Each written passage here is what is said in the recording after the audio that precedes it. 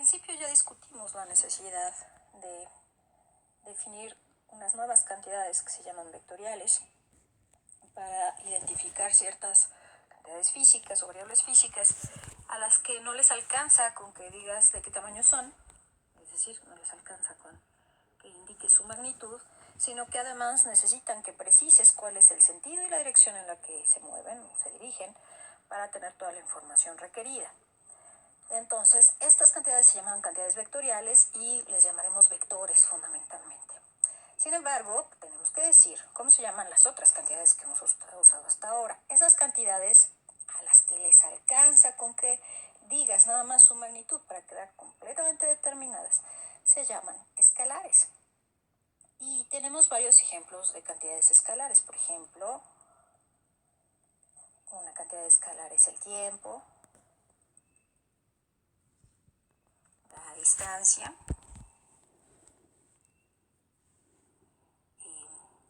la rapidez, la temperatura, la presión, la masa. A todas estas cantidades con que yo diga, digamos, un tamaño y ponga sus unidades, me alcanza para entender a qué me estoy refiriendo. Por ejemplo, en el caso del tiempo puedo decir 3 minutos y ya estuvo. En el caso de la distancia, cuando estamos hablando de distancia estamos hablando más o menos de longitud, pero esta es importante porque veremos ahorita que hay otra cantidad que luego confundimos con la distancia, pero en este caso nos referimos exclusivamente a la longitud. Y por ejemplo, yo puedo decir que mi casa queda a 5 kilómetros de la universidad. La rapidez tiene que ver pues con qué tanta distancia se recorre en cierto intervalo de tiempo. Sin embargo, para definir la rapidez no es necesario decir en qué dirección se está moviendo el cuerpo. Y en este caso, por ejemplo, podemos decir que vamos a 70 kilómetros por hora. La temperatura, bueno, pues con que digamos que estamos, por ejemplo, a 28 grados centígrados, nos alcanza, esto es suficiente. La presión se suele confundir con una cantidad vectorial. En realidad la presión no tiene una dirección, simplemente se define con una cantidad. Normalmente se mide en pascals, por ejemplo, entonces podemos tener 10 pascals. Y la masa, que de alguna manera nos indica qué resistencia opone un cuerpo a que cambie su estado de movimiento. Hay que tener muchísimo cuidado con no confundir la masa y el peso. Y la masa se suele dar, por ejemplo, en kilogramos o en gramos, ¿no? Entonces tenemos, por ejemplo, 20 gramos.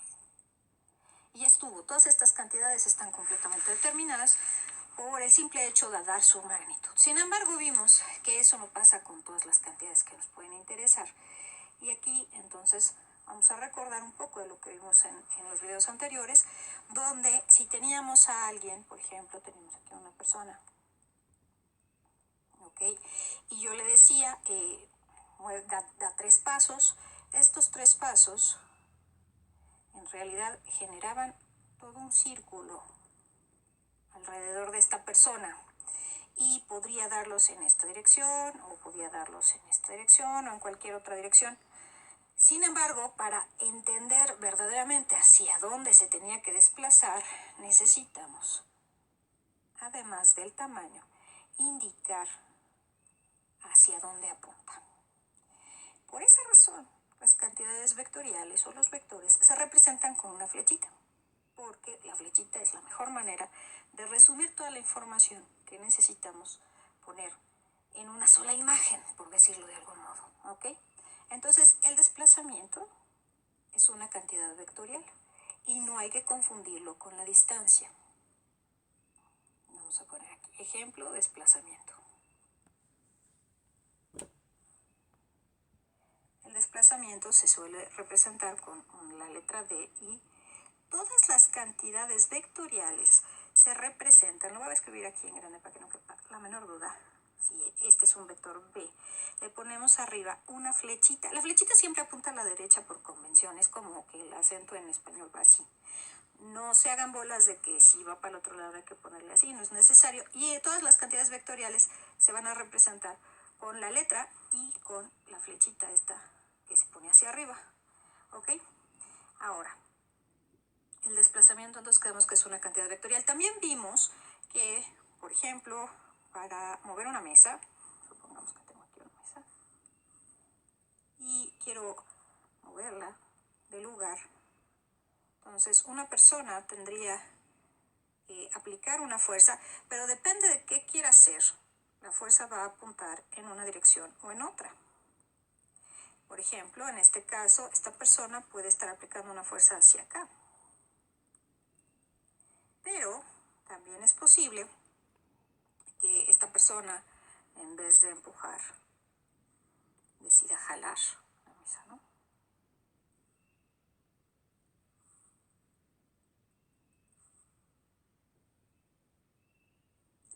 Y entonces aplique a lo mejor una fuerza de la misma magnitud, pero en sentido contrario, y esto va a tener el efecto opuesto sobre la mesa.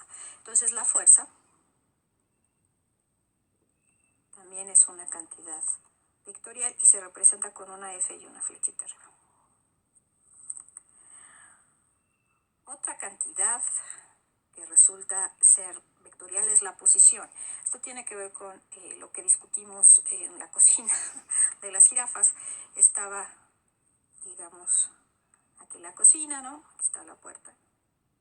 Y aquí había un librero, bueno, unas repisas, un mueble. Y el jabón estaba aquí, en esta parte. Normalmente, lo que requerimos es definir una serie, digamos, de ejes que nos permitan tener una referencia de respecto a quién nos estamos moviendo. Esto se suele llamar el origen de esto, a lo que vamos a conocer.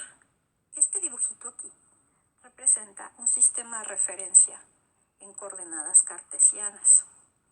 Este eje suele llamarse X, este eje suele llamarse Y y este eje suele llamarse Z. Pero se pueden voltear, ¿eh? No se hagan bolas con eso. Bueno, aquí había otro mueble, la cocina, etc. ¿Sale? El chiste es que necesitábamos, para definir la posición del jabón, necesitábamos saber sobre, por ejemplo, que se encontraba sobre este muro.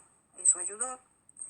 Eso significaba que, por ejemplo, no habían que avanzar ningún paso en esta dirección. Eso significaría que tendría, si lo pusiéramos, a lo mejor ustedes están familiarizados con o familiarizadas con la notación esta, de los pares ordenados. Aquí tendríamos, por ejemplo, 0 en X, ¿no? Esta es la entrada que corresponde a X. Probablemente si midiéramos veríamos que tiene, pues no sé, 1, 2, 3, 4, 5 metros en la dirección Y. Si hay que dar 5 pasos para acá, estos son 5 en la dirección Y, por ejemplo, porque esta entrada corresponde a los pasos que hay que dar en la dirección Y. Y estaba en la penúltima repisa, que a ojo de buen cubero me parece que queda como a 2 metros y medio. Entonces le voy a poner 2.5 en la dirección Z. En cualquier caso vemos que necesitamos 3 cantidades, como se comentó en el video, para determinar completamente la posición de esto. Es decir, no nos alcanza con decir cuánto hay que moverse, sino hacia dónde hay que moverse. Esto lo pudimos haber dibujado con una flechita que uniera el origen con el jabón, a la que normalmente se le llama R. Supongo que tiene que ver con radio. Y esta flechita R tiene ciertas componentes que después veremos cómo se calculan en los ejes. Aquí quedamos que estaba a los 5 metros y aquí quedamos que quedaba a los 2.5 metros. Estos números de acá son justamente los números que yo puse aquí y el 0 pues es la coordenada de acá que no se ve. Ahora, en cualquier caso podemos ver que no solamente nos alcanza con decir qué tamaño tiene esta distancia. Aunque yo midiera con 1 metro esta distancia, esa distancia no me alcanzaría para definir la posición del jabón, porque pude haberme movido esta distancia para acá como en el caso de los pasos.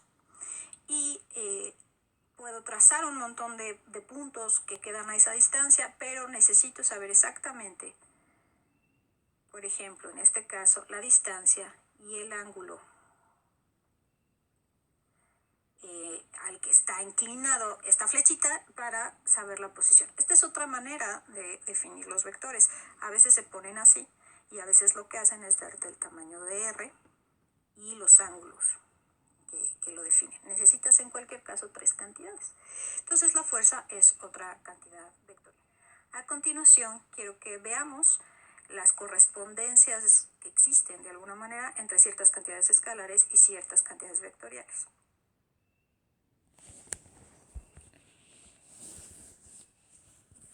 Hacer esta tabla porque se cometen frecuentemente el error de confundir unas cosas con otras y espero que ayude a aclarar un poco de qué lado queda cada cosa. Empecemos, por ejemplo, con la longitud o la distancia. La distancia es una cantidad escalar, hemos quedado, que se entiende como la longitud. Esto te dice cuántos pasos diste. Y, de alguna manera, el vector que más se le parece es el desplazamiento, pero el desplazamiento es un vector. ¿A qué se refiere esto?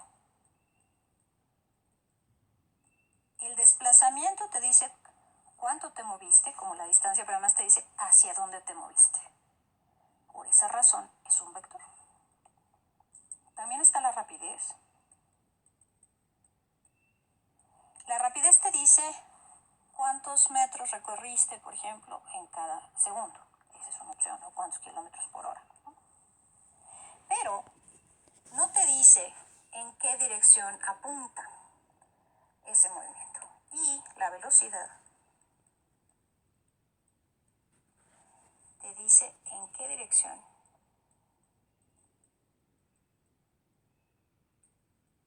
fue el movimiento. Este solo te dice el tamaño. En el caso del desplazamiento, la longitud también solo te dice el tamaño y el desplazamiento te dice hacia dónde fue.